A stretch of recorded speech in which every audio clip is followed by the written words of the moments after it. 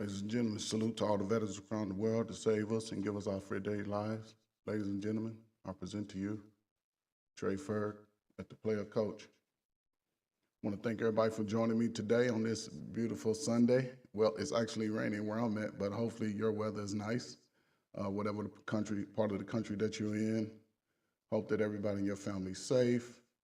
Hopefully you've been able to relax this Sunday, and if you're off tomorrow, spend your time either relaxing, getting yourself ready for the work week, or just spending your time with your family, encouraging everybody to have a safe and prosperous week. Again, my name is Trey Ferg at the Player Coach. Sometime I'm the player, sometime I'm the coach. And you can see the little caption that's glowing behind me is be different. Simply what it says, just be different. You see things that are around you, you could fall victim to those things. You see things within your family, friends, school, community. Wherever you go, you see certain things. You see certain behaviors that may not align with who you are. So I challenge you and I encourage you to just be different. Do things a little different, think a little different, act a little different, And I know for some, hey, it still may be a struggle, but as long as you're willing to be open minded and continue to practice certain methods that can improve your overall just quality of life, I encourage you to continue doing it. Or if you're not quite sure how to do it, there's resources within possibly your family, hopefully, older cousins, relatives, someone who's actually doing something that you may be interested in, or just, they figured out life and they're actually being positive and working towards accomplishing their goals, whatever those goals are. I think it's really important um, today. We've survived COVID. Our conditions may have gotten, a little worse as far as our health and things. Because we all have gotten older. Um, hopefully, we all continue to want to be wiser and just think a little out of the box of what we used to. So I think it's really important, for each of one of us to just want to be different, to want to, have a better life for ourselves despite the circumstances that we've come from, despite the circumstances that we are in. Just know that each day you wake up, again, you always have an opportunity to be better, to be a little different than you were yesterday. You know, it's unfortunately, but it is the reality. As you get older, you're going to be different by default. What do you mean by that? I graduated high school at 190 pounds, very little body fat, muscle. Now I have to struggle just to hold my stomach in. I don't have a big stomach, but compared to, you know, 18, 19 years old, yeah, it's a struggle. But at the same time, I continuously focus on, maintaining my weight. I've seen people that I've graduated high school, ooh, Lord Jesus. It's like it's two of them now. And I'm sure they have some of the same issues and struggles that I've had and continue to have. However, I just put a little bit more emphasis on myself and my body and how I navigate this, what is it called? I don't know, what is it? When you're in your 50s, this midlife crisis, because it is a crisis. Believe me, you may not see it today, but it is a crisis because your body changes, whether you want it to or not. I never wore glasses until I was in my mid 40s. 20/20 vision. Now it's like my eyes are changing every 6, 8 months. This is my what, fifth pair of glasses, maybe sixth pair of glasses. Sometimes I get two before I can even wear the second pair. Hell, my prescriptions change. I just recently had an eye check uh, about 2 weeks ago. They told me that it changed very little. However, I have problems with my tear ducts now, so I have to use eye drops to sort of provide moisture. And they said that that was affecting my sight. So once I started using that daily, yes, my sight improved. Not saying it's 20/20, but without my glasses, I can see. And I think I was diagnosed as being farsighted. Yeah, things up close. It ain't as I can't pick the splinter out my hand no more. I need what's that? What is it? I forget what it is. You got a magnifying glass. You got to sort of adjust it till I can see out of it. But it's just part of all growing up. We all get to that point in our lives. And I think that YouTube is providing a space for people to sort of get there a little faster. To start taking care of yourself with a little bit more urgency because the information is there. You know, it was a time when you had to go research this type of information. It wasn't on TV, it wasn't on any computer because the computers were at an incubator stage when I was in high school. Didn't have this graphic and animation capabilities that you can see now. You can watch TV on it, you can watch a live stream in live action. You can watch TV on your phone now. All of these things that we take for granted today, it wasn't a possibility when I was younger. Shoot, you can go back just 30 years ago. I remember a guy bought a cell phone. I said, man, I'll never get a cell phone because it looked like a brick. That's how big it was, a brick with an antenna on it. Like I'll never carry that stuff around. It's too big. Wasn't no screen on it. It was just numbers and buttons, and that's it. Wasn't nothing fancy. And hopefully my sound, it's raining where I'm at, so you may hear the pitter patters of the raindrops on my house. It's probably hitting my deck because I'm usually in the back where the deck is. So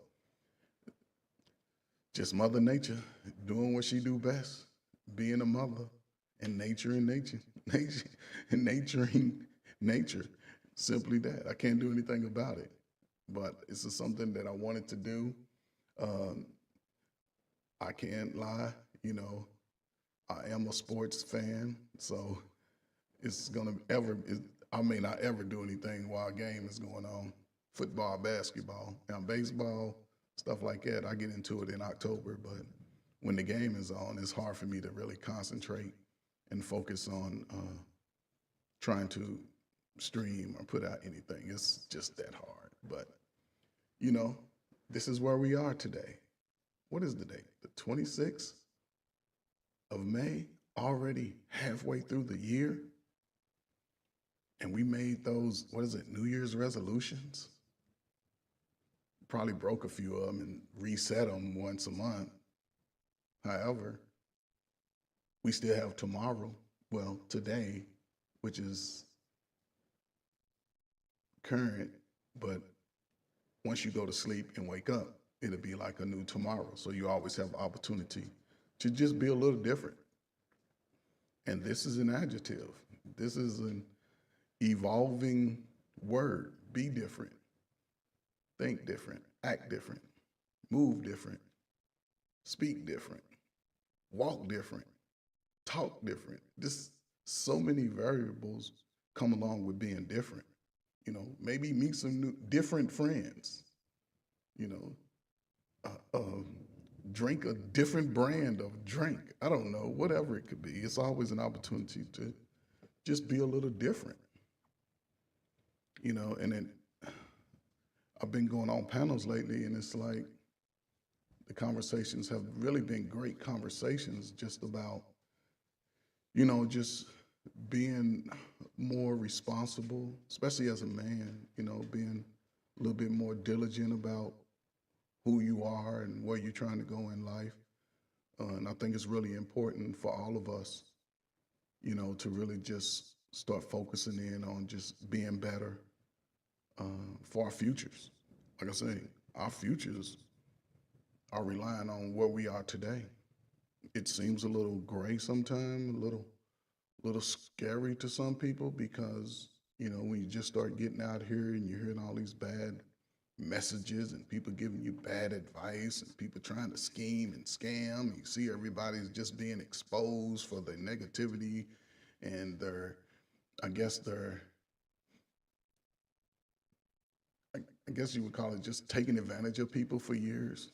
Now all of those things are being brought to the forefront because, again, everything moves in real time now. Florida can get information that California has and vice versa in real time. You don't have to wait weeks.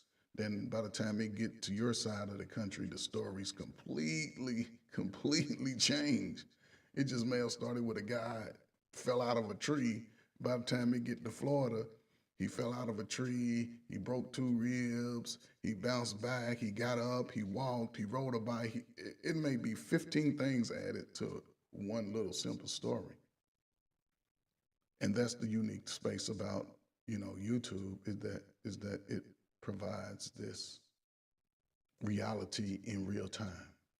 But that can also be a detriment because it's like you don't get a chance to think about and think through the process because just when you think you figured out one thing, bam, here come two or three more in real time. And it's like, wow, you know, and it's unfortunate sometimes that we sort of, you know, we look at the things, well, I'll say it like this. We look at things always half empty. The glass is always half empty. Hardly ever it's half full. But if it's at the halfway point, you have the ability and the option to tip it the way you want it to go.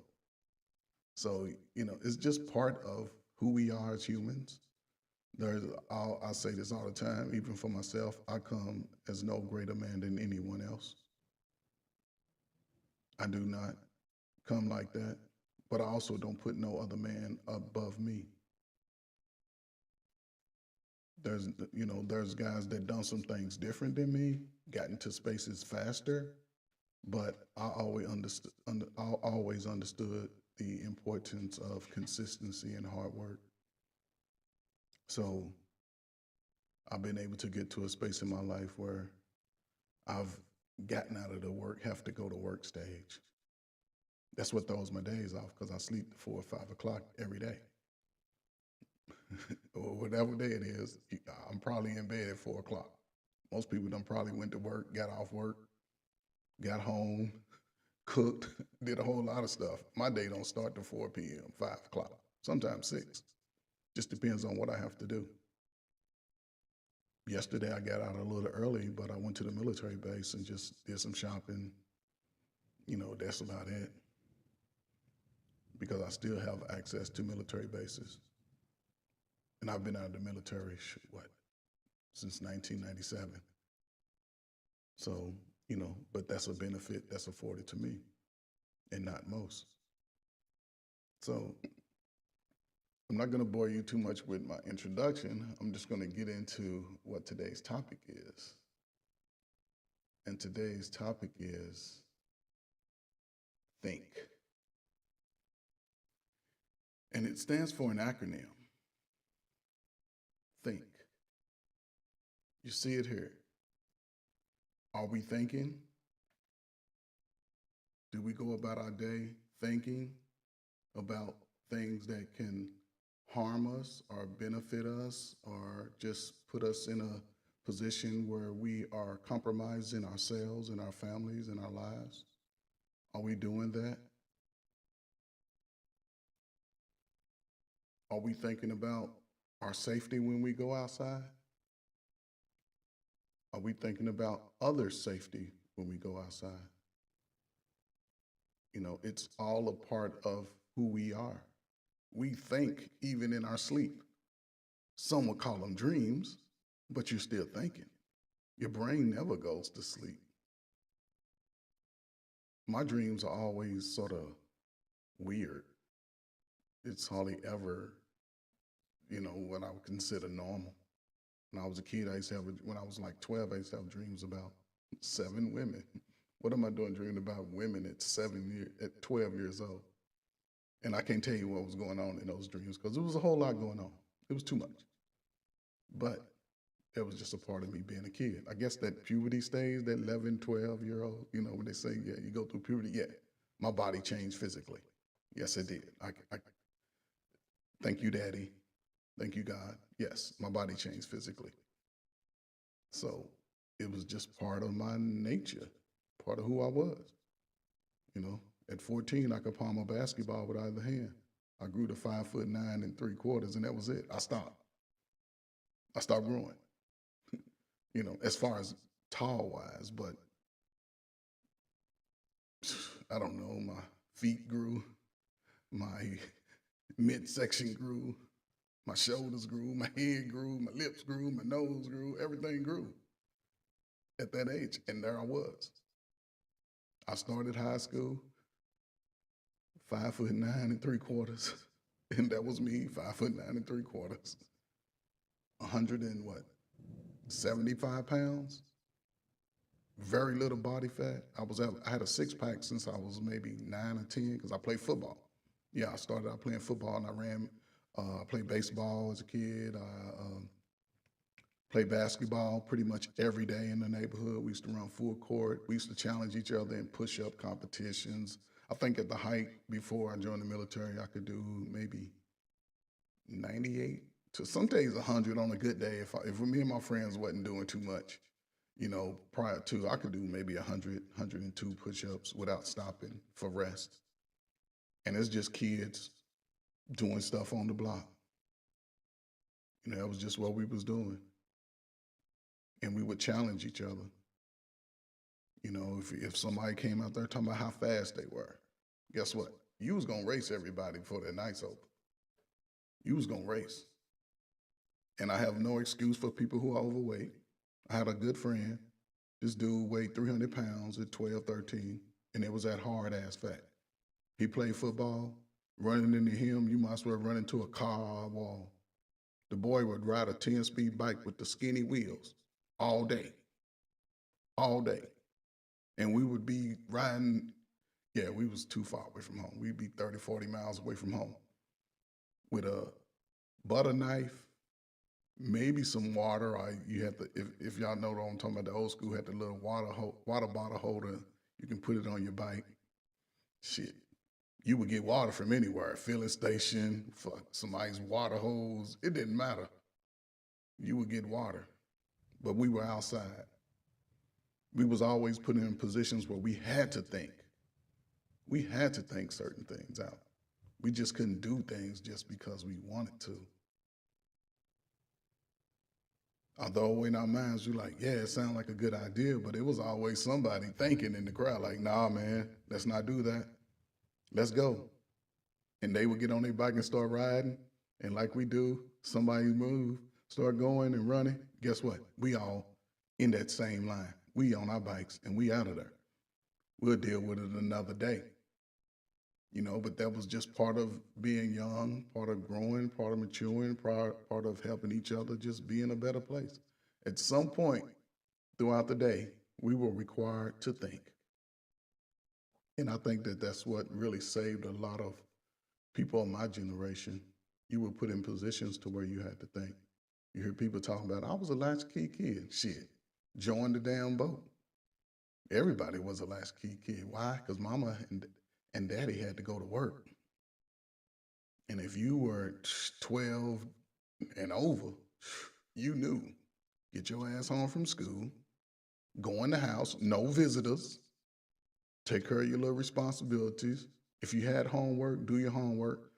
I don't know about, you know, today because they have always assigned homework, but I don't know. It used to be a thing to just try to do your work while you was at school. You know, then of course we would be nice. I was always nice to the females because I had 5 sisters. So, hey, such and such, I see you good at this. Won't you help me do this right here? And then they would pretty much down there just do it for me. And it was really bad when I was in high school. Middle school, I played ball, so and you know I played basketball and I played football in the community. And playing on the basketball team, yeah, I was that man at 5'9 3/4. I could palm a basketball. I couldn't dunk it, but I could palm it. So it made me feel good. It made me feel special because I could always control my shot. You know, and it's unique how when I see guys that I haven't seen, even females I haven't seen since that time, they would always go back to that. Can you still shoot the ball? You used to always make shots. And when I played football, some people only knew me for football. Man, I got this experience. And it's funny because even I know plenty of guys that play football, and it's like you run up on somebody that you probably hit on a good tackle, or ran them over running the ball, and you don't even remember it because in the game, you just doing what you're supposed to do. And they come up to you because they remember you like, I remember when you ran over me. And they giving you all these details, and you like, I really don't remember that because those experiences were coming fast for that time. And it's just unique, you know. I share this all the time. You know, my father was probably the craziest person I ever knew. He was that crazy. He had been to the Vietnam era.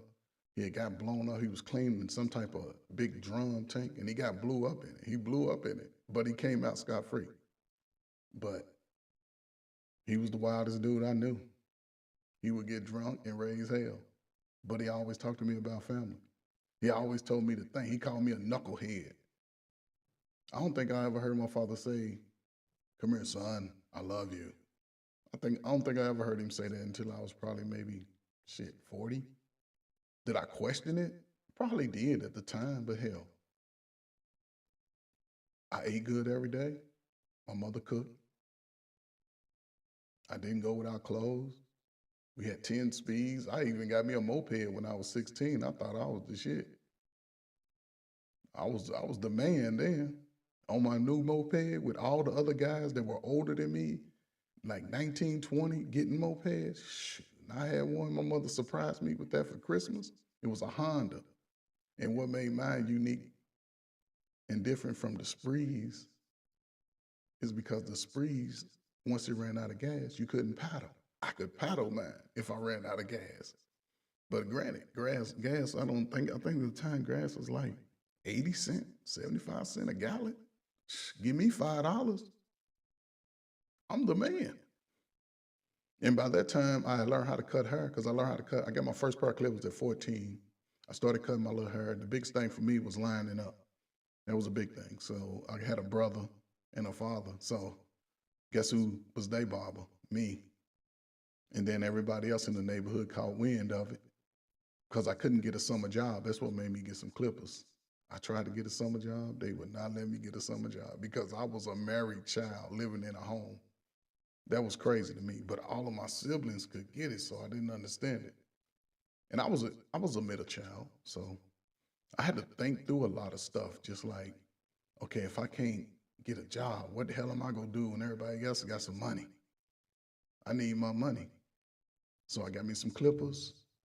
And I think at time you was getting paid every 2 weeks, depending on what job you had.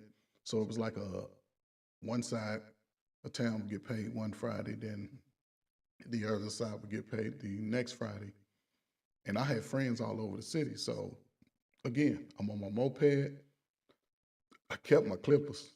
My clippers was like my right hand. They stayed with me. So if I rolled up on somebody, they was like, man, I need a cut. What you got? $3, $5? Yeah, it was about to go in rate. $3, $5. Sometimes people would give me 10, 15. Sometimes they would just give me their clippers, like, here, man, you can use them. I ain't using them. Okay, cool. And I always got the wall clippers. The wall clippers, I don't know if you use them right, they'll last for years. I think I had those clippers from like 14 to 22. Same clippers. Just whenever I got through cutting hair, I cleaned them, put that good alcohol on them, and I learned how to line up, and it was over. I learned how to line up, man. That changed the game right there. Because regardless of what their hair looked like, some people just wanted to line up. They wanted to keep their natural look. And when I went to college, I was cutting females' hair because the women back then used to have a little V in the back and the little line. Oh man, I used to hook that up. And of course, the prices went up when I went to college. Now everything is five and up. And my last little story about the, cutting hair, when I went to the military in basic training, we was getting close to graduation because in the military, everybody's bald.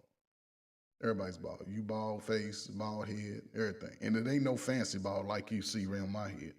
Ain't none of that. Ain't no razors hitting nothing. It's straight clippers. So you going to have some scrubbly rubbly on top. And it was getting close to graduation. And everybody was like, man, we should get our hair cut. Ferg, you're going to cut everybody's hair. We're going to pay you. Okay, $5 for everybody. So I think it was in the whole barracks, maybe, I don't know, 100 heads, 150. I think we had 2 or 3 platoons in that one barracks, and platoons between, I don't know, 20 to 30 soldiers. And I was cutting everybody's head. I think it was about 5 people I didn't cut. And about 8 of them had clippers. So when they paid me like $5 and gave me their clippers. So at the end of the night, I probably had about 7, 8 pair of clippers on top of the pair that I had. Now that sounded great. I cut everybody hair. They paid me. Boom, we good for the next day. Next morning, we fall out in the formation. Now I knew. Something told me. I was thinking. Said, don't cut your hair. And plus, I ain't really have time. Some said, don't cut your hair. Let me backtrack a little bit. And what made people want me to cut their hair. They used to see me in the bathroom after about a week or something, when your hair started growing back. I used to be lining myself up just a little bit, just some, to just in this, I wouldn't hit the front, but I would hit the sides and the back.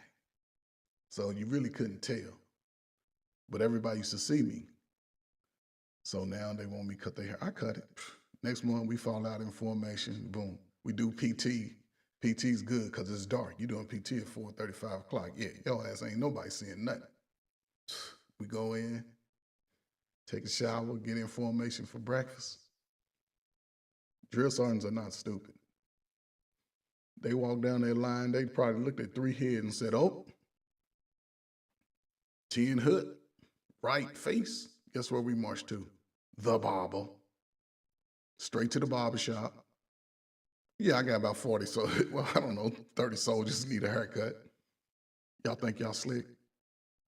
Y'all think y'all gonna get y'all haircut?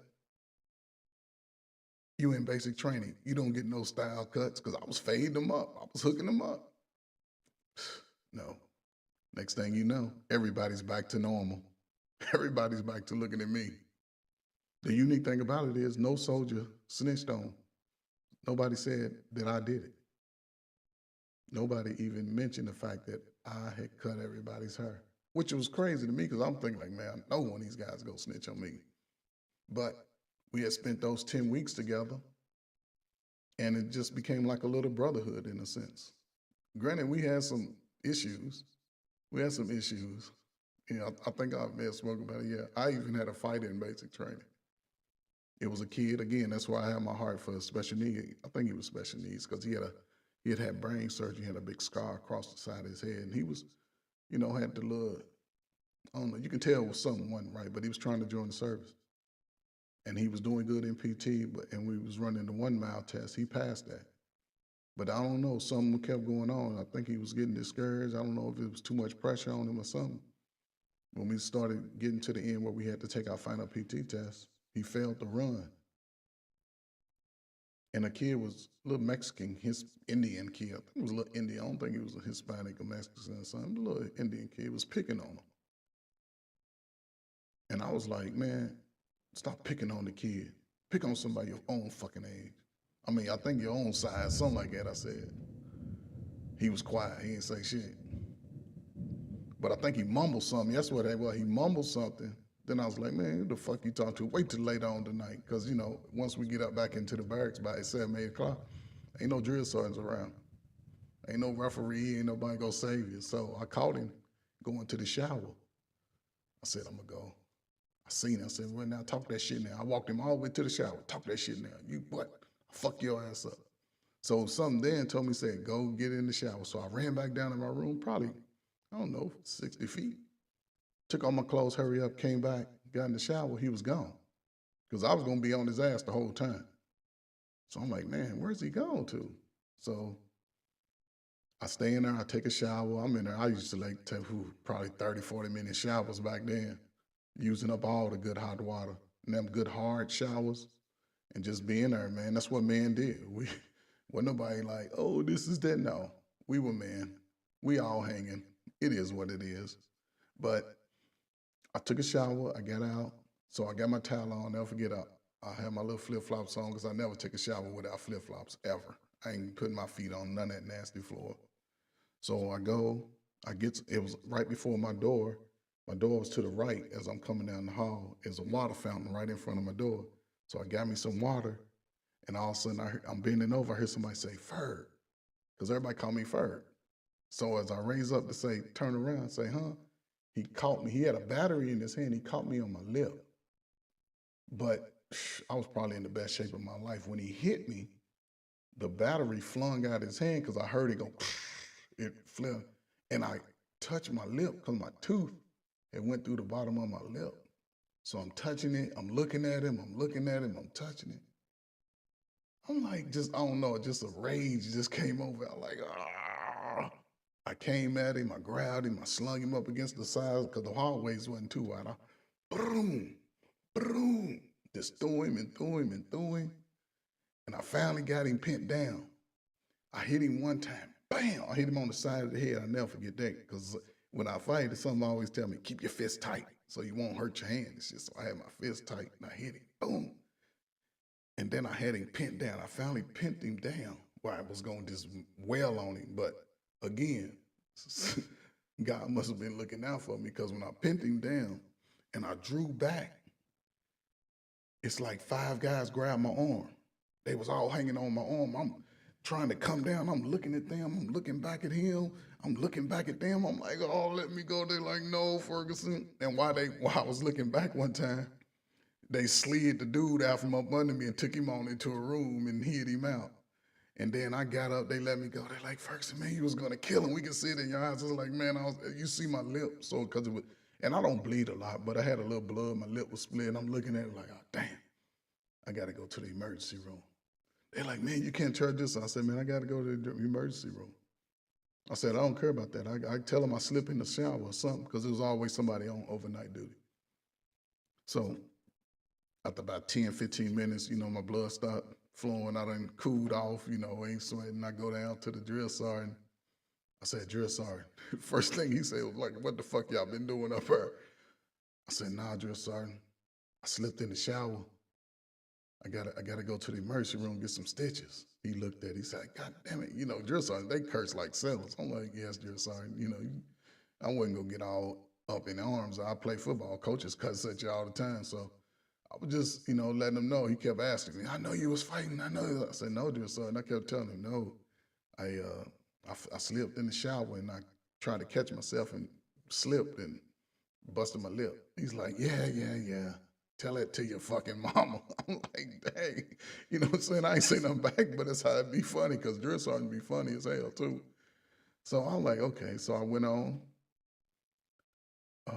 He called me a cab. I went to the little emergency room. They stitched me up. I came back about midnight. And granted, we getting up at 4:30, regardless of how much fucking sleep you get.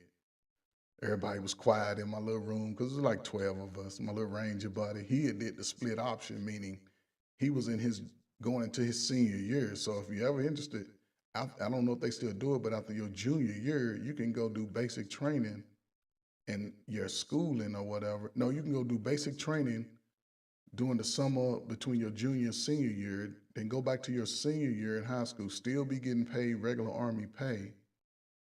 And then once you graduate, sometime in the summer, you'll go to your school and go on to your duty station, which is a great option for somebody.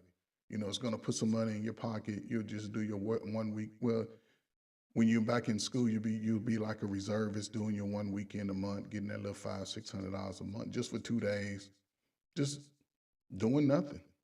I mean, you learning military stuff, but you ain't even got your school in yet, so you just basically shit on cleanup duty or something, just learning new stuff.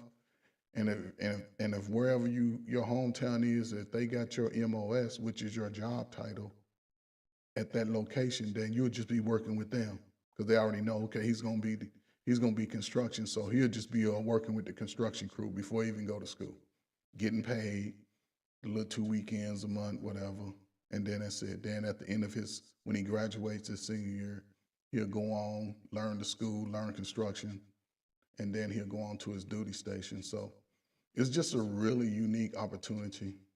If someone who's not quite sure, but they still want to do something, keep them out of trouble. So you going into your senior year, check with a recruiter and see how they can work out for you because it could change your life if you really think about it.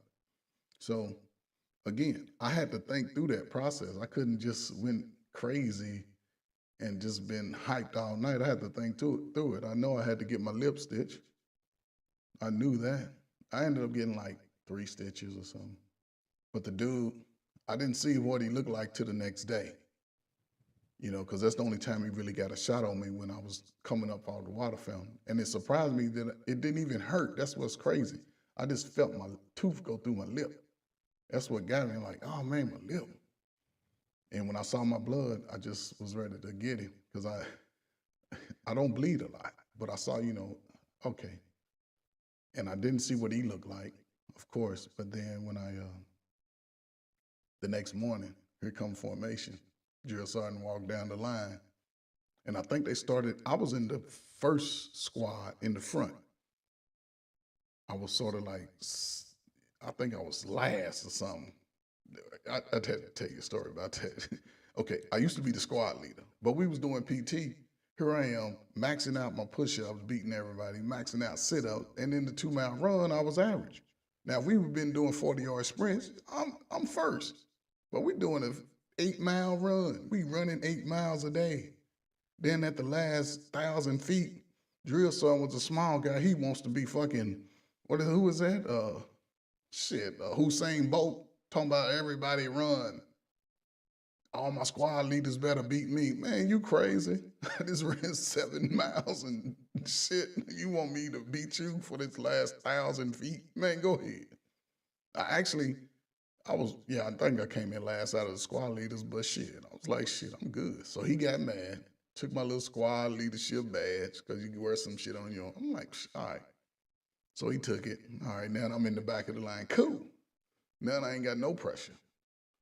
So he went down the line. He saw him first because he started at the back. I think the guy was like 2 rows behind me, actually. So he came down. He saw him. He was like, boy, what the fuck wrong with you? What the hell happened to you? Because actually he had knots on both sides of his head. And he had a knot. It was on one side of his face, but it was like a knot. And I know I slammed him up against that wall a few times, boom, boom, boom, because I was in rage. I could bench press over 300 pounds. He wasn't nothing about 140. I was slanging him like an old bag of potatoes. So then he came to the front. He came to me. He said, Ferguson, I know y'all motherfuckers been fighting. I was like, no, son, they ain't been fighting. He's like, you're a damn lie. There's no way. He has lumps on his head. You got fucking stitches. Somebody's lying. No, drill sergeant. I never said that. I never admitted to anything, and nobody else ever admitted to anything. I was just surprised. Because, he had his little clique crew, and I had guys that gravitated towards me. And it was like, no, we wasn't going to do it. Nobody snitched. So that was my first incident. But it went over smooth, graduated. Everything was great. But it's my last story real quick. I said this before. We were cleaning weapons all day. All day we used to clean weapons and shit. So when you first start to clean weapons, they say, clean your weapons and bring it up here. You gone home with that shit. You like, yeah, I got it clean. 20 minutes later, you bringing it up here. They're like, man, that shit ain't clean. They don't even look at it. It's like, that shit ain't clean. So you go back, you might be pouting and shit. Then about halfway through, we got smart. Well, at least I did. I used to tell the guys, man, look, I don't give a fuck how good you clean your shit. Don't take your shit up there ever. They used to be like, why don't do that? I said, man, because we got time allocated to clean weapons. And sometimes it used to be 2 hours. Sometimes it'd be 4 or 5 hours. You just cleaning your fucking weapons, sitting in a big ass room. Everybody sitting down, butt hurting, elbow. You done switch sides 3 or 4 times. You just talking because they let you talk at a low road. You just talking about whatever. So I was like, man, don't go up there. Take it up there. And they like, oh, okay. Everybody started figuring out. So didn't nobody ever take their weapon up there after, a couple of times of cleaning. We would just be cleaning. And they couldn't say shit because we clean it. So then one day we had finished early. And the drill sergeant, he was one of those guys that was into this. I guess you would call it MMA today. He was a kickboxing champion, had trophies, to talk about his trophies and bring his trophies and pictures and shit. I'm like, shit, that nigga ain't gonna kick me. So one day he's like, man, I'm gonna let y'all wrestle. I'm like, oh shit. I'm like, I don't know, I wanna wrestle.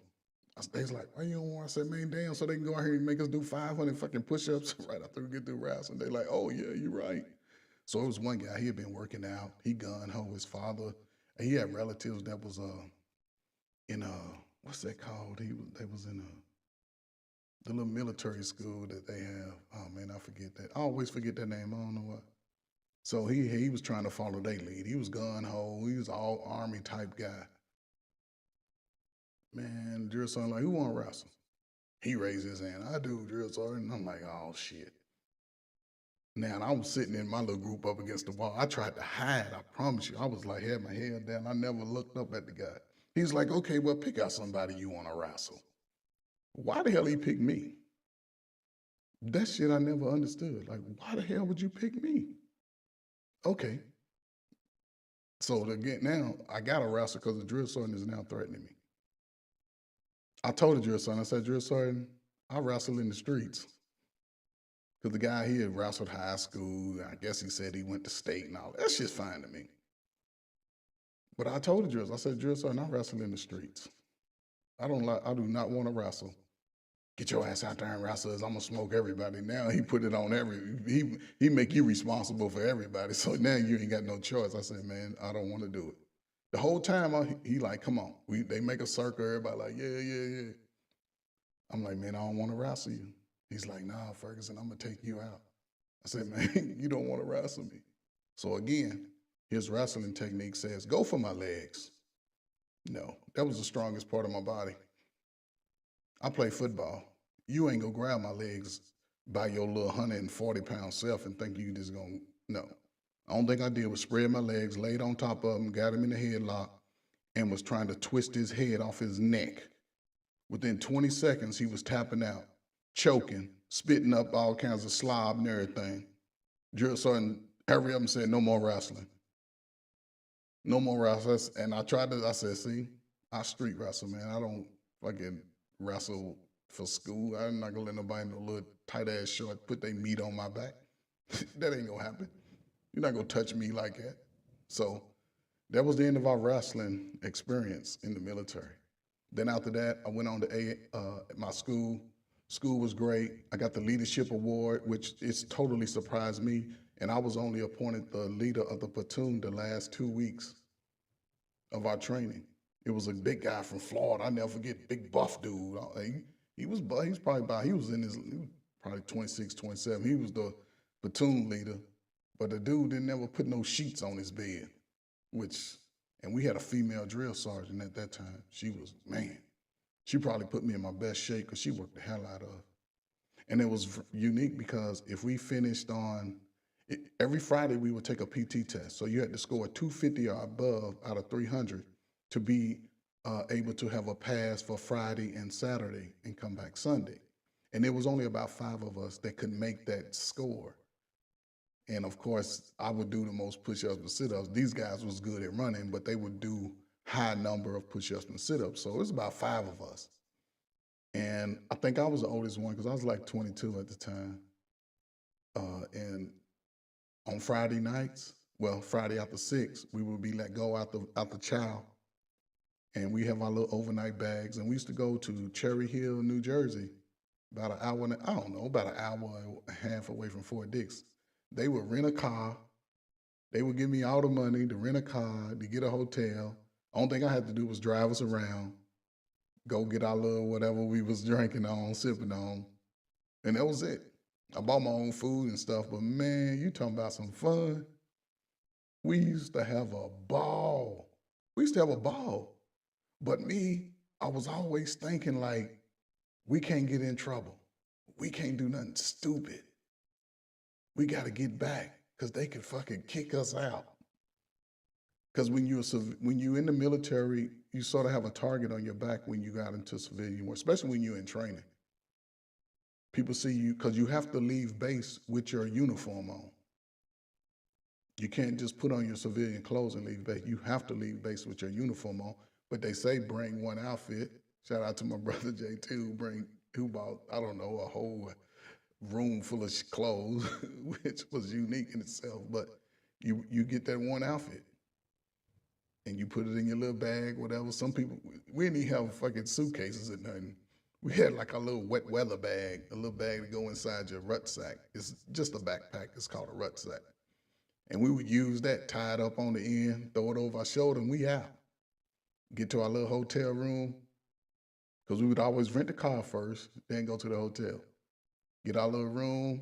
We had like 2 or 3 rooms or whatever. And we'd be sitting up there, and then we figure out where the spot is in the neighborhood, where we were gonna go, and we would go to the little grown folk club.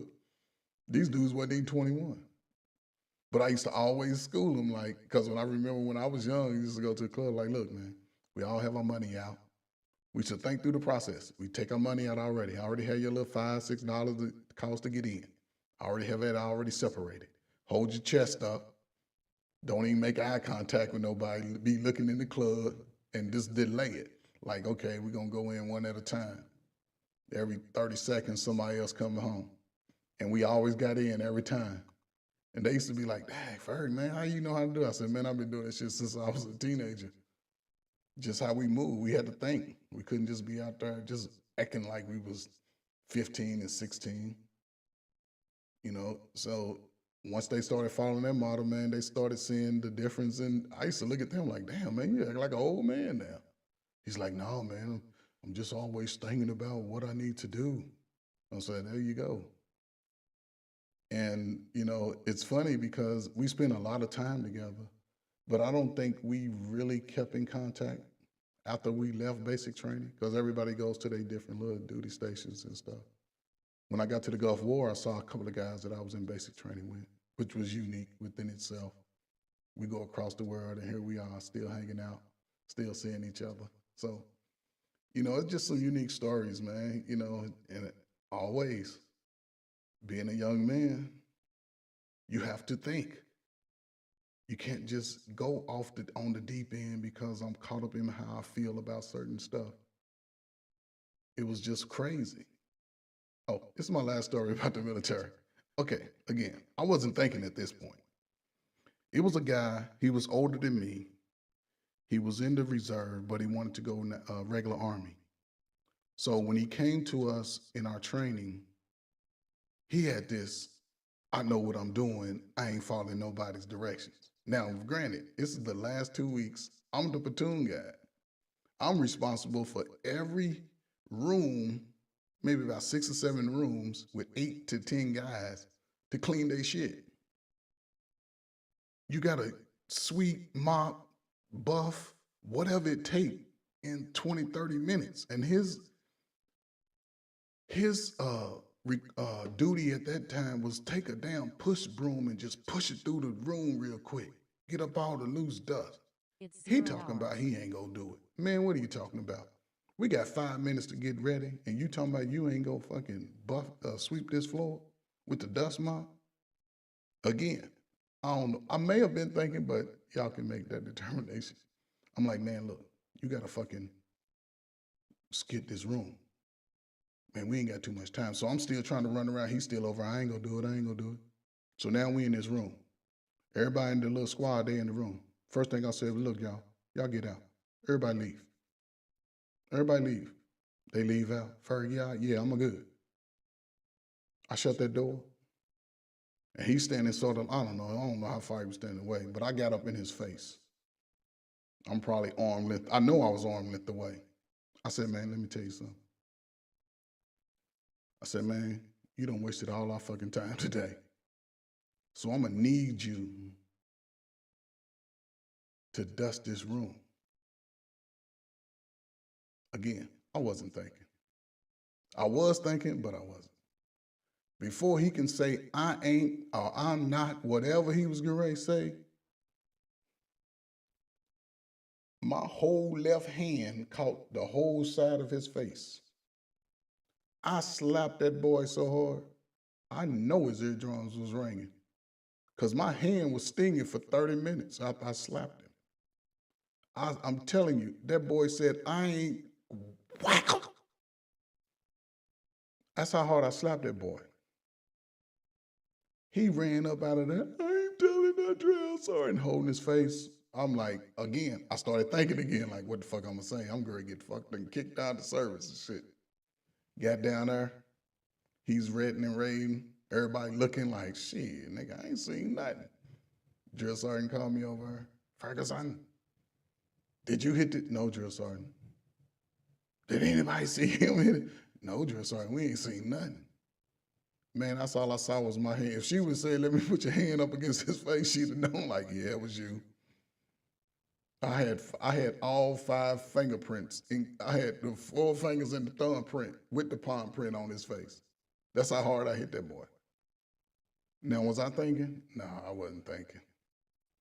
But I was thinking, like, if he don't get this shit done, I'm gonna fuck his ass up. That's how I was thinking. Because I had to keep walking around. I couldn't just be like sitting there arguing with this dude. Because everybody had a chore. Before I had the position I was in, I had to clean up. I was part of it. Everybody pulls far guard. Shit, at 1 hour during the night, regardless of how much fucking rest you get, you got to wake up and clean. Now you telling me after we done did all this that you ain't gonna do your part? Come on, man. So I handled that. Nothing happened of it. I ain't had to tell him sweep nothing no more. I had to tell him clean nothing because everybody gets assigned duties, different, different day. Everybody got to do something. Nobody's exempt from any type of duties while you're in basic training. So that went away smoothly. Now again, I ain't even out of basic training in AIT. I already had 2 crazy incidents that probably could have jeopardized my whole career. But again, was I thinking? Was I thinking? I argue 2 fronts on that. However, I was young. I can say I was young, but I was still a grown man. But when he pushed me to that level, then I probably stepped outside of the thinking box for a second.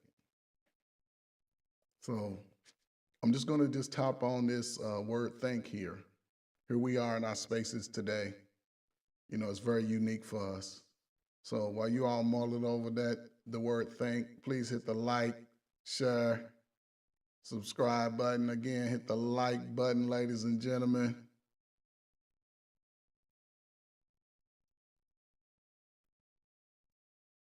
Hit the share button, ladies and gentlemen. Hit the subscribe button, ladies and gentlemen.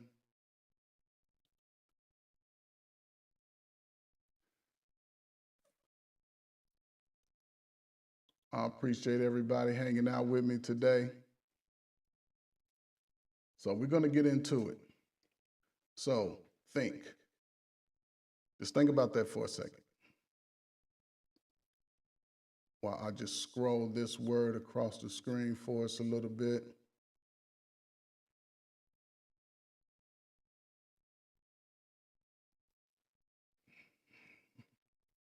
When we think of the word think, let's break it all down. So if we look at the T,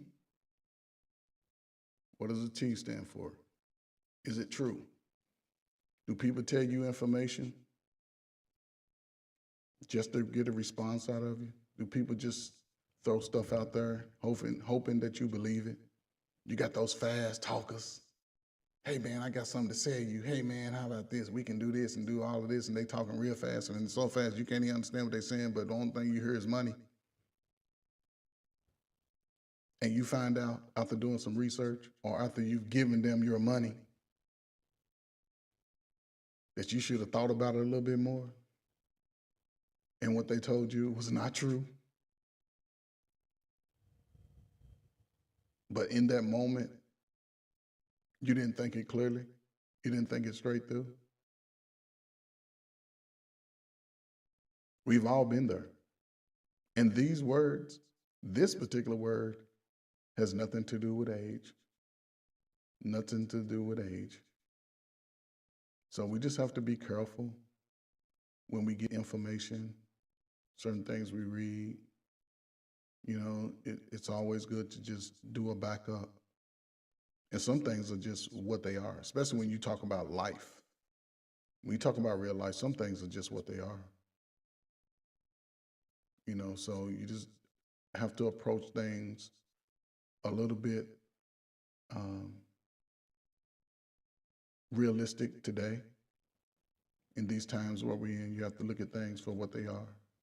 And if you get some information,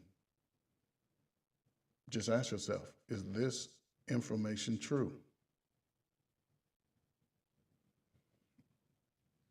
Also, we look at the next letter in think is H. H. Is this information helpful? Can it help you? Sometimes we get information and it ain't even helpful to us. Sometimes we hear information and it ain't even helpful to us. I heard that all women are cheat. I heard all men are cheat. I heard you can't trust nobody. I heard you can trust people. How do these things apply to you? How do they apply to you in certain situations? Because you already see things have to be at least you want some information to be true. And more than likely, it can help you make a better decision. The information will be helpful. So, and that's the unique thing about it. Sometimes words, as you break them down, the letters go hand in hand for what they are. Is it helpful? Can it help you? Could it help a friend? Could it help a family member or a loved one? Or could it help someone you may not know, someone that you just in a position to provide help to, especially if you're going into any, medical fields or any of these service occupations where, whatever it is, you working in plumbing, you go unclog somebody's drains, shit, that's helpful. You working with foster kids or you taking care of your sister's children so she won't put them in foster care. They won't have to go. Shit, you helpful. Now, would they tell you the truth about stuff? That's something you have to figure out for your own. But for the most part, the information that should at least be true and helpful. Now, this is a big one. When you get certain things, is it inspiring? Do certain words or certain actions of people inspire you? Can you inspire yourself? Do you say certain words of affirmation to yourself to inspire yourself? I think a lot of us struggle with uh, inspiring ourselves. We're so comfortable and used to people telling us that we ain't shit, that we ain't gonna be shit, that life ain't shit, that nobody's gonna do anything, which could possibly be true. But do you give yourself the words of encouragement?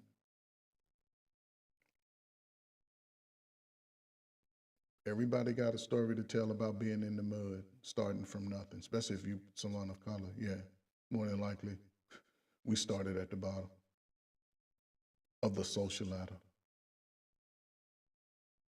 But then you have those flip sides where people have been inspired based off their condition, where they started, to be better, to think differently and better, to just live in the truth. You understand what your life is? Is it true? Yeah. Now, despite all of that, what can inspire me? And you may have to ask yourself those type of questions, though. Just, inspiring yourself, connecting to others that are inspirational, whether it's words of affirmation, different quotes, even some things that you may write down could inspire you if you really understand the reason that you wrote those things down. And you can just post them up on a mirror or on the refrigerator or on a wall somewhere where you feel like you may need those words at certain times. Because that word or phrase or topic of inspiration could be helpful to you.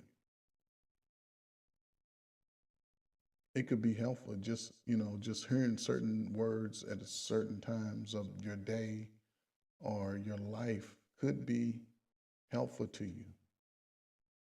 It could help you understand the truth of where you are and where you need to go. So don't discount your own abilities. Just learn to understand your inabilities and adjust accordingly.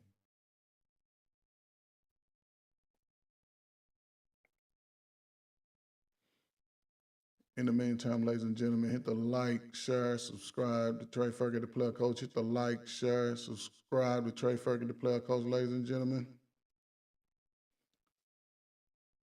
So, it's really important that throughout our days, throughout our months, throughout the rest of this year, throughout the rest of our lives, that we continue to always think.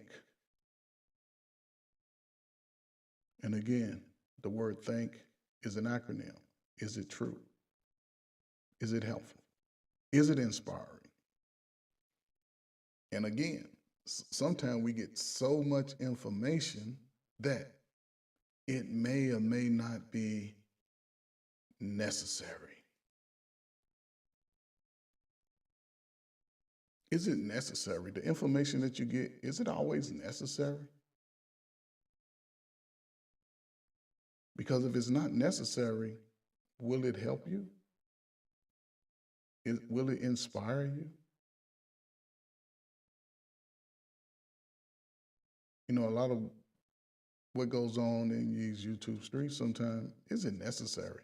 Just because my experience is what it is it necessary for someone else? All the trauma that I could claim I went through, is it necessary for someone else? Is it necessary for me to tell the world how much hurt that I've endured? Is it necessary to always focus on the negatives in our lives, despite being able to overcome them? And the fact that we are here, despite all of those things that happened to us? Is it necessary for me to always focus on the negative parts of my life? Is that helpful to my life? Some of it may be true. Some of it I just may have developed in my mind because it's so hurtful to me. And I'm not thinking about whether or not it hurts anybody else. It hurts me.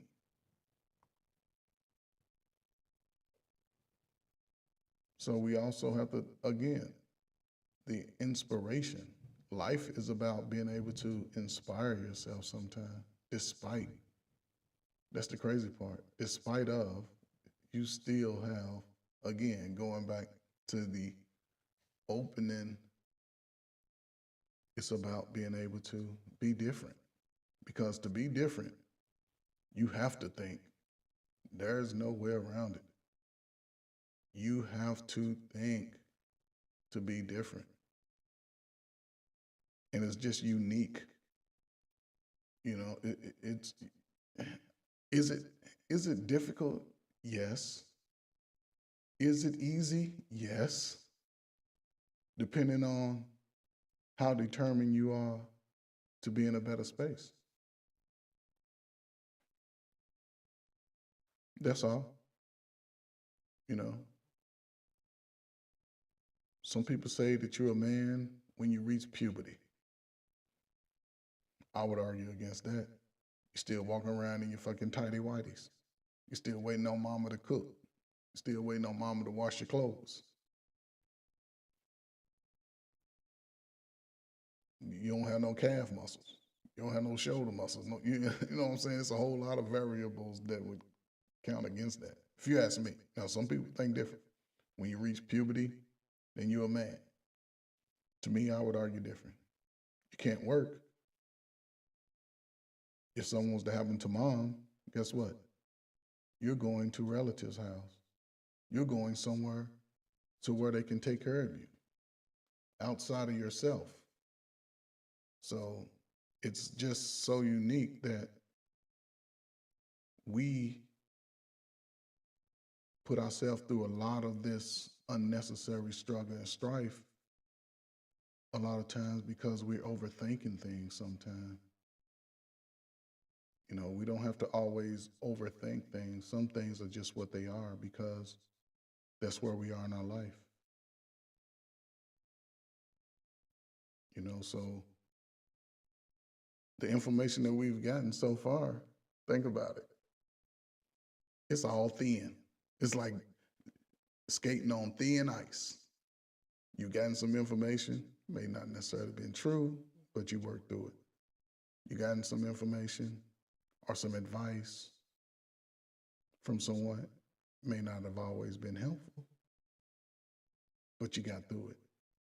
You could have went either way. You've heard some things from some people that were inspiring, but you decided not to act on the inspiration. Skating on thin ice.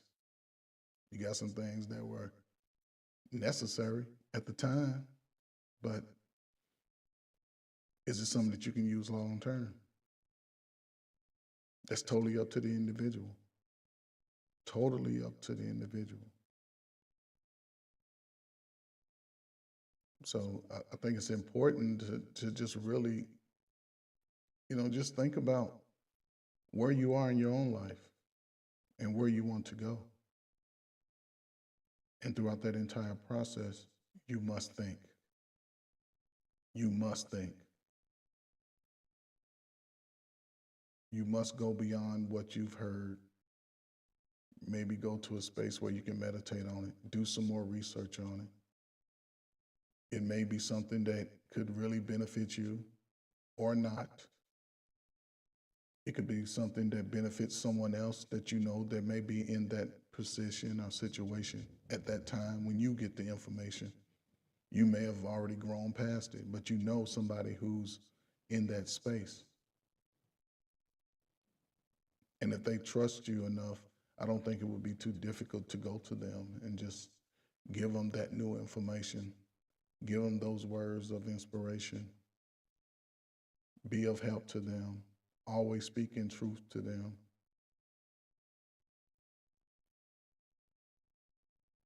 Because other than that, we all skate on thin ice. And the last one, ladies and gentlemen, is it kind? Is it kind to you? Now that's a unique one right there. Is it kind? Because sometimes people need to hear things a certain way. Somebody should have told my father that. Because he ain't give a damn how he got the information to me. As long as he got the information to me. He didn't care. He wasn't kind all the time. And I believe there was a time probably when I was 10, 11, 12, questioning the fact, did he love me? That's all he do is yell at me. But then as I got older, I'm like, oh, okay, I see why. I was always doing something. I was one of those kids. I'm fortunate enough to be born in the time that I was. Because staying inside was the punishment. Staying in my room, my mother wasn't having it. She would bust in that door. Boom, what you doing in here, boy? So most of the time I'd just be laying in the bed back with my head back, just probably resting, thinking about something, daydreaming about something. But it never was none of this stuff where she would come in and I'm doing some old dumb shit. No, I never thought like that. I understood I was a man at an early age. There was no question about that within my head. Now, there was a time when it became an age of reason for myself when I was like, two men are actually doing what? Then you start thinking, where do they put it at? And then when you realize like, oh shit, that's what they do? And there was a time when that's what it was. You called that shit out. Now you got to give it a acronym. AF, what is it? I don't know what the damn. You hear the thunder in my background? I can hear it real good. It wasn't a question about what a man was. The guys who lived that lifestyle, they stayed over in their little group area. They stayed over there. I don't remember a time when too many women in the community sort of befriended them. They was just in their own little bubble, being their own little selves. And there was always some big dudes. That was my experience of a guy that lived that lifestyle. His name was Johnny May. And man, he was about 6'7". he would wear his long wigs, but he dressed like a man. And I was just scared of that shit till I was fucking damn 35 years old. Like, oh shit, Johnny May don't play. And he got a few of hey, he got a few of them. He had his little, I don't know, his little harem of those type of, but it was a few though, you know, and it was just some that stood out in my life as I became a grown man. Like, the lifestyle has to be rough. I don't know too many rich people that live like that. Most of them are working class, poor class people, which is unfortunate. So, I'm not gonna harp too much about that, but it's just what it is. It makes you think. It always made me think.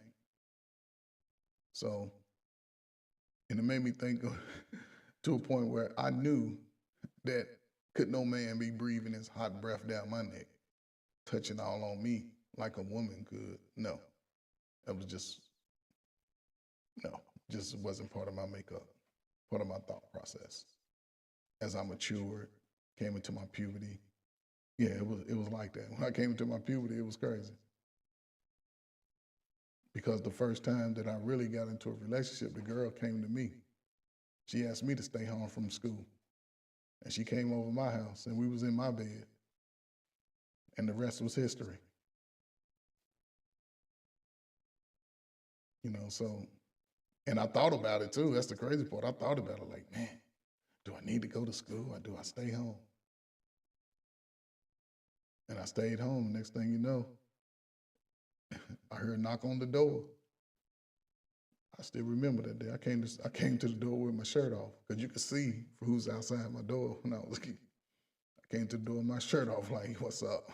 Like it was my house. And I don't know. I don't know how long that time was, but hey, after that, I was doing too much. Yeah, I was doing too much. Yeah. My teenage years was filled with a whole lot of adventure and excitement.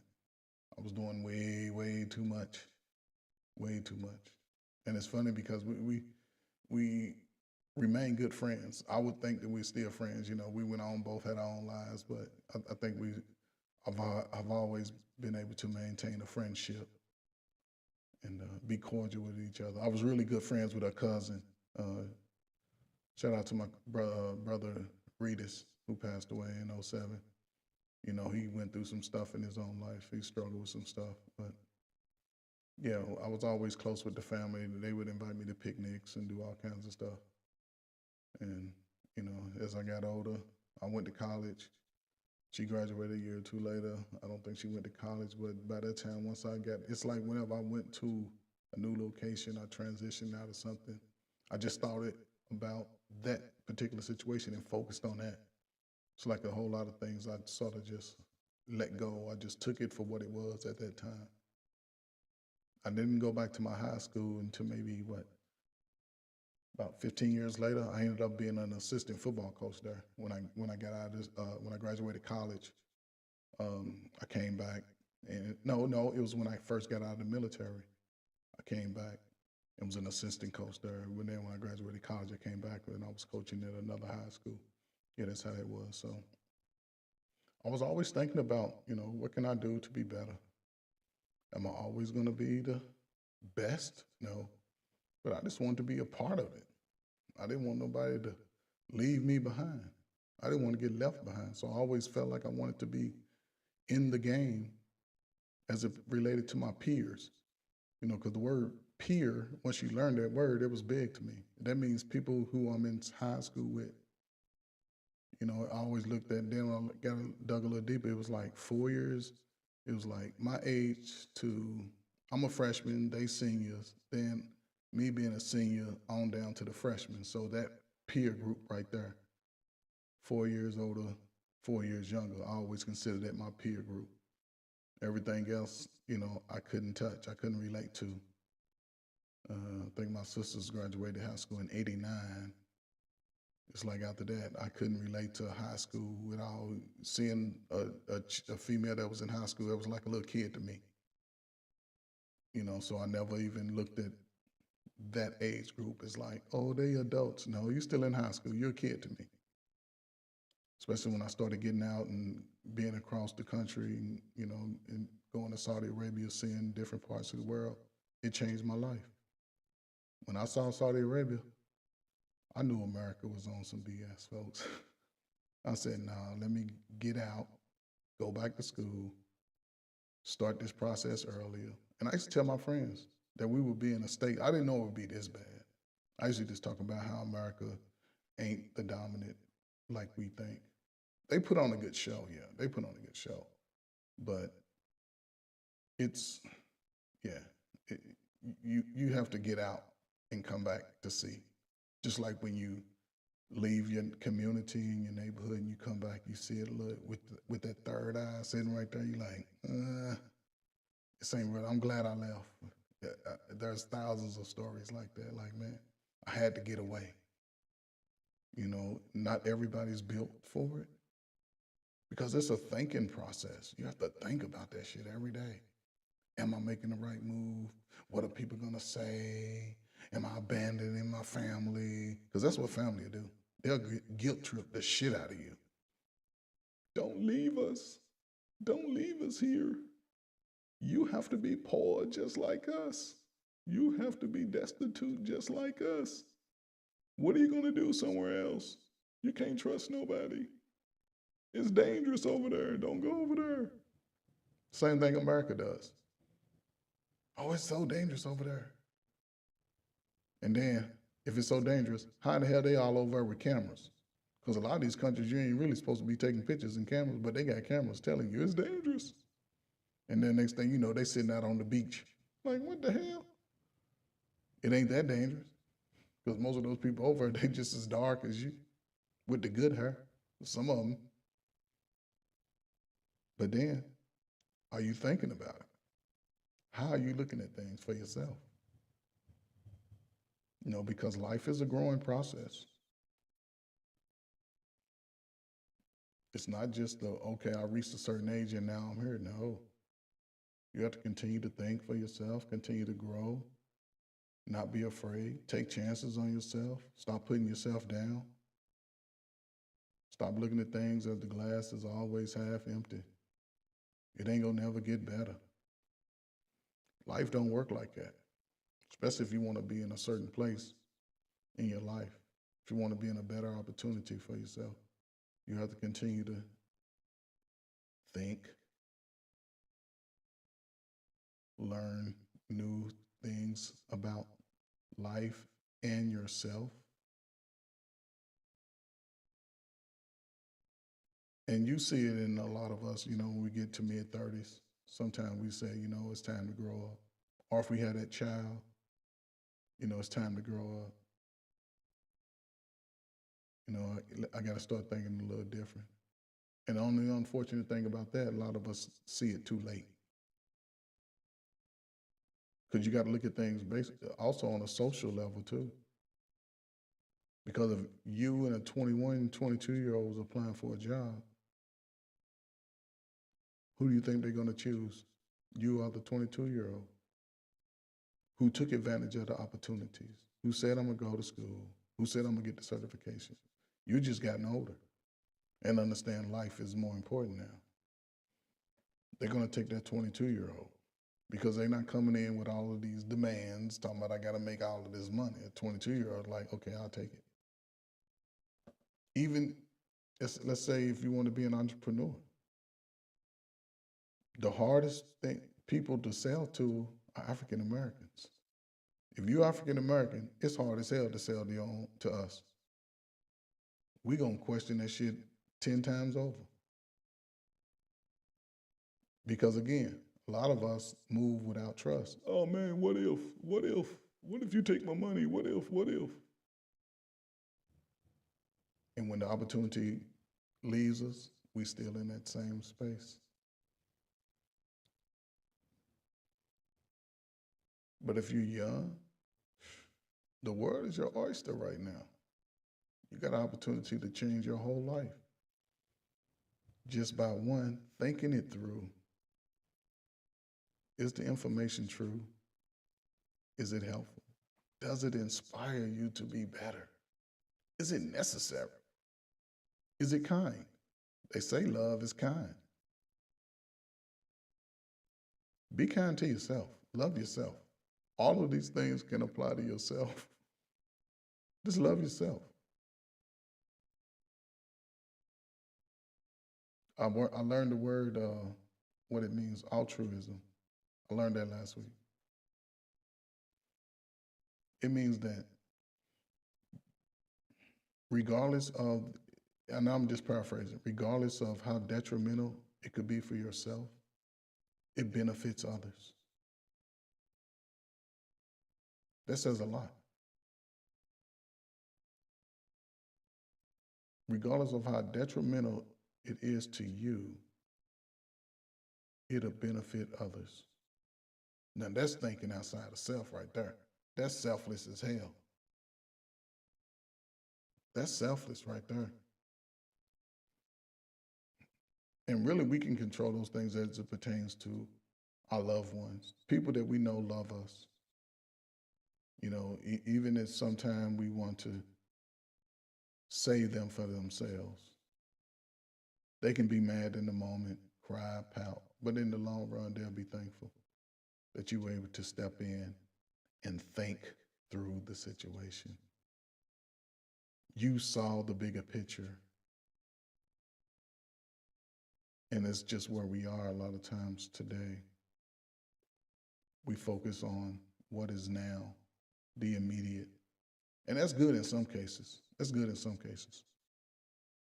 You know, but will that sustain you throughout your life? Can I be rich if I'm just talking about being rich? Not at all. Not at all. I have to think through the process. I have to go get some true information, some necessary information. What information is going to be necessary for me to get the bag? And the word kind goes both ways. Are you kind to others? Because that allows blessings to be bestowed upon you. Being kind to others. So, you know, you have to look at everything within your life. What works, stay with it until it doesn't work anymore. What's not working, be looking to change it. Be looking to change it. Because you're not going to be 21 forever. You're not going to be 41 forever. You're not going to be 51 forever. 61. But if you continue to take the necessary steps to think it through, you may get some favor at some point. And if you don't get it, maybe those children will get it. Or the people that you love may get it. You know, and that's, I think that's where you can probably try to find a balance. When you step outside of yourself and think about those that may come after you. You know, the children that we may want to see and we don't get to see. There's things that we can set in place so when they get to that age of reason to understand and think for themselves, they can make a better decision despite of what they heard about you. Because most of it's probably all a lie anyway. Well, it may be true based on the way you treated that person, but outside of that, who knows? I've had people told me they didn't like me when they saw me. I never understood that shit. I know I wasn't the ugliest dude in the room, but just the way I carry myself. You know, I like to come to work a certain way. There's certain things I won't say to someone. I don't want to ever, at that time, you know, now I was working with teenagers and, you know, adolescents in elementary, I guess, sixth grade through age. Well, I don't have no age because I had clients that were 65, but it depends. When I worked in the reentry program, I was the education coordinator, and those guys were all over 20, well, 18, all had felonies. all were convicted, served time on parole, whatever the situation was. Then I had somewhere where I worked with, again, guys 18 to 24. All of those guys had felonies. It was probably about 500 of them altogether. And I would have to sit in that big ass auditorium and we had to talk it out and we work it out. Some that wanted to change, you could see it in the process. Some had to go over it a little bit in their head and ask questions and then start working there. Some was like, fuck that shit. This is who I am. This is who I'm gonna be. But I guarantee you they changed now. It's not the same person. I guarantee that's not the same person. Because you're talking 10 years. So if you was 24, you now 34. And if you was 34, your ass is now 44. I had a client 68 years old. He had 168 years inside. That's how much he was given. But then the crime that he committed, how would you feel? He had a daughter. He knew the person that actually harmed her. And he did what he had to do. How can you judge him? You know, in that moment. On the other side, you know, we say, how can he do that? Well, shit, let that be your child. And a grown man takes advantage of her. Or him. What would you do? What would you do if somebody did that to your mother and you invited them into your house and you broke bread with them? What would you do? Are you thinking in that moment? Because you are thinking whether it's going to be helpful to you or necessary or kind or true or inspiring. You are going to think in that moment. So, only thing I'm trying to say is this. You're going to come to a point in your life where the word think will be a very important part of it. Maybe you're there today. Maybe you were there a year ago, 2 years ago. Maybe you know someone else who may need to get into a position in their life where they can think. However, it's going to happen whether we're ready for it or not. I have to think every day. What am I going to do to stay in shape? What am I going to do? I'm not working anymore. I'm not moving around. Probably haven't shot the ball in maybe, what, a year or so? Maybe longer than that, maybe 2 years. You know? Just had a big storm going through. I don't know what the damage is to my house and roof. But I got to think about it. If it is, how do I get it together? How do I fix it? If it's something out of my control, I'm going to have to call somebody. I can do pretty much everything else but electricity. I don't know why me and electricity just don't get along. I was never shocked at anything. It's just, hey, my nerves be up too high dealing with electricity. You talking about some plumbing, you talking about some construction. Yeah, I got that. I can pour some concrete, do all that. I can change brakes on a car. That's pretty easy. I just changed the brakes on I got a 2018 Dodge Ram. I had to go through that process. I took care of that in about 2 hours and some flip-flops.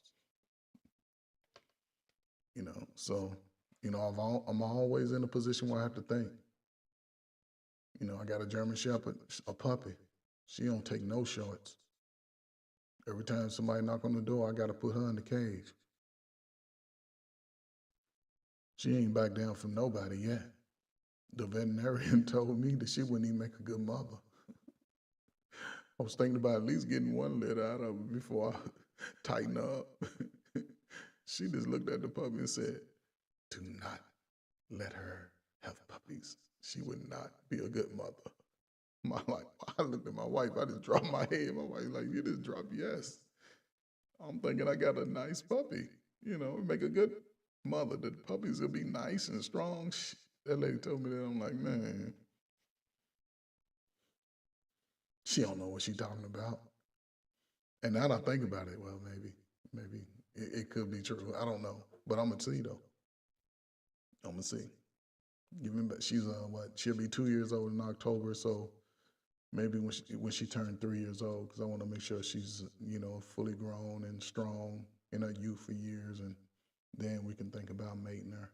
So anybody be interested in a German Shepherd some years down, and she got her papers too, so she's full blooded.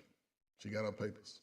She's got that dark coat with that Rottweiler red. She's very smart, very quiet. Let me see. No, she ain't here. I got my old senior dog. And both of my dog, all of my animals are rescues. It's crazy. But they make the best pets. Yeah, I have a pit collie shepherd mix. Very smart, very good with children, very smart. Always, she communicates by her actions. I know when she has to go outside. I know when she's thirsty. I know when she's hungry. All of those things, you know. But that's just part of my responsibility. So I have to think. I have to think about certain things that I do when I leave the house. I can't just live and think as a single man. I got other responsibilities that I must be thinking about. You know, even coming down to running a red light, getting pulled over by the police. And I think I got pulled over one time in the last 10 years.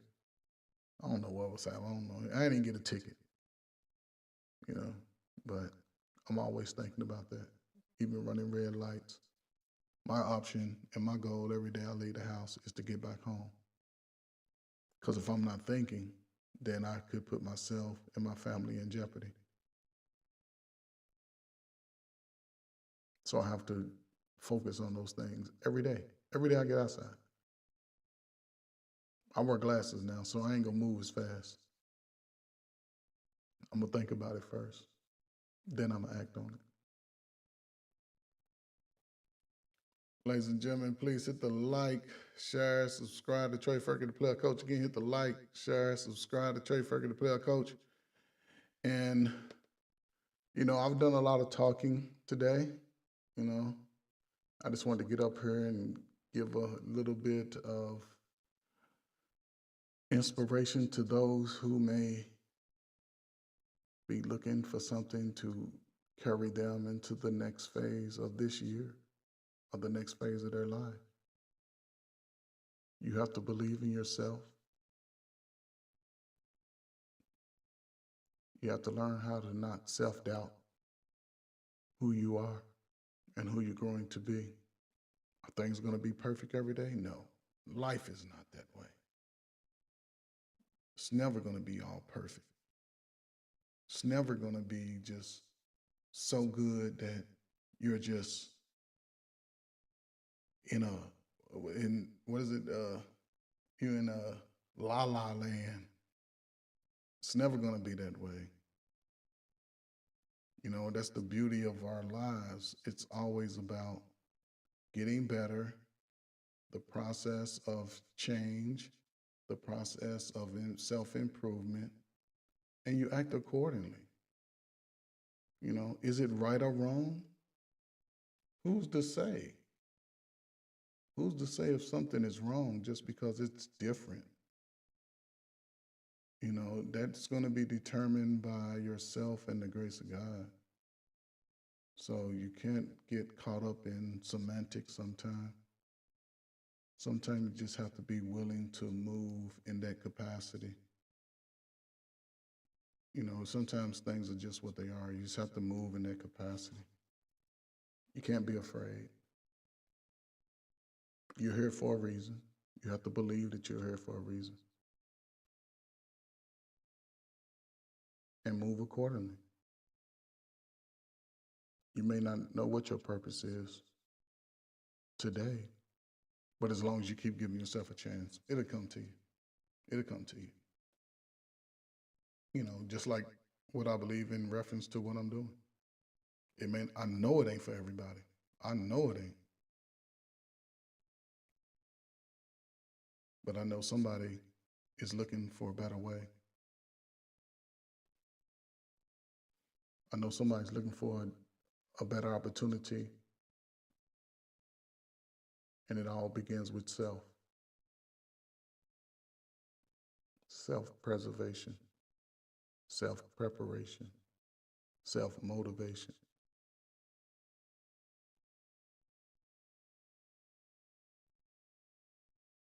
This is a unique time here in America. It's a unique time for the African American. I can tell you that now, especially for the males. You're seeing what's out here. You're hearing what the chants are. This is a great time to focus on self for a little while. Focus on self. Get away from your everyday, regular smegular. Get away from it. Step away from it. Allow yourself a chance to grow a little bit. Allow yourself a chance to just breathe a little bit more relaxed. Everything doesn't have to be a fight.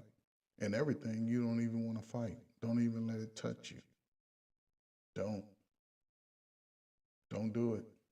You don't want a lot of those bad energies and spirits to get into you and take away everything that you've been trying to build up.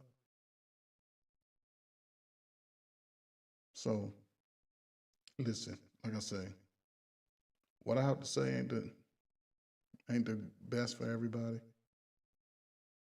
You know, just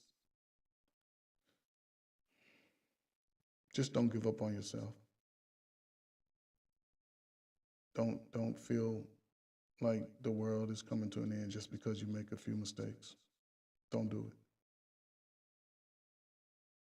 Just know that each day you wake up, there's always an opportunity to think better, to be better, to do better, to walk, talk, stand. All of those things can be better.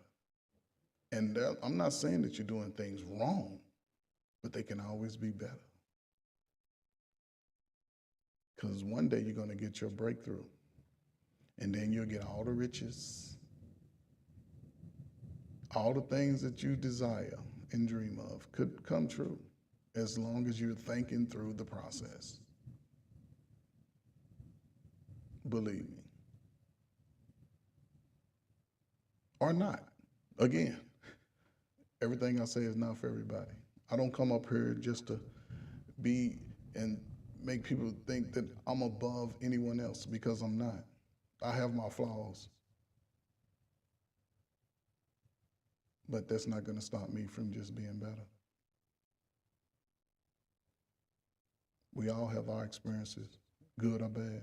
That doesn't make my experience any better or any worse than any other man's or any other woman's.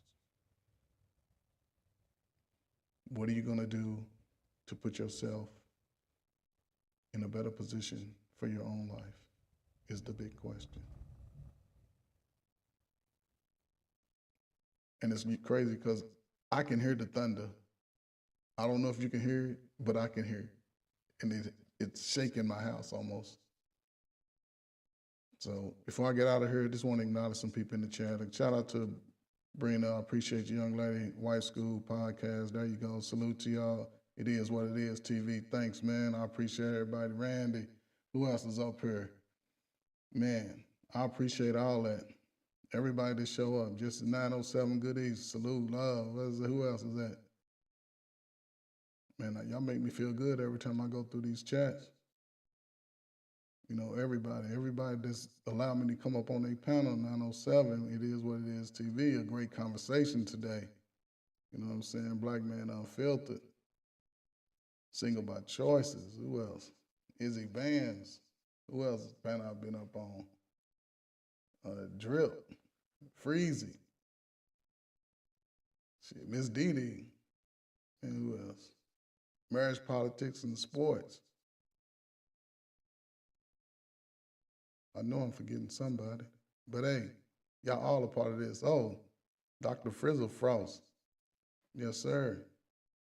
You know, all of these people have been a big part of me doing this, you know, and they may not even necessarily need these messages. but they've blessed me beyond. They've blessed me beyond.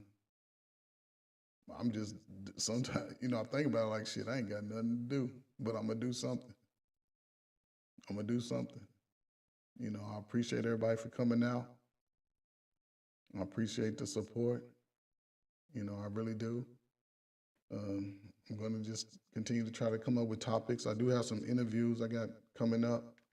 And I'm just working on those details right now. So hopefully within the next week, a few days, going to have some more interviews lined up, and just try to see if I can just build this communication avenue, build this family of people who are just wanting to be better and do better. It's all a process. It's all a process, so don't feel bad if you ain't there yet. Just continue to work to get there. And I guarantee you, when you're ready, when the time comes, it'll all work out for you. Don't be so hard on yourself, ladies and gentlemen. Do not do it. Before we get out of here, ladies and gentlemen, please hit the like, share, subscribe button, ladies and gentlemen. Hit the like, share, subscribe button, ladies and gentlemen. And listen, with that being said, I want to thank everybody for coming out, whoever tuned in, whoever commented in the comments. I appreciate y'all. Y'all like family to me. Everywhere I go, y'all go with me. So always think before you act or react. Think about those that love you. Think about those who you love. And never, ever give up the fight. Ladies and gentlemen, again, appreciate y'all. Have a great Monday, because Sunday is already Monday, so wake up.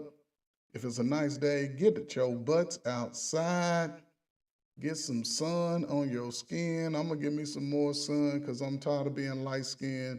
I've been light-skinned all winter. I'm going to go get mahogany, almondy brown for the summer. With that, ladies and gentlemen, I am Trey Ferg at your player coach. Ladies and gentlemen, appreciate y'all for hanging out with me this late Sunday, early Monday. Appreciate y'all, man. Y'all be safe out there. One.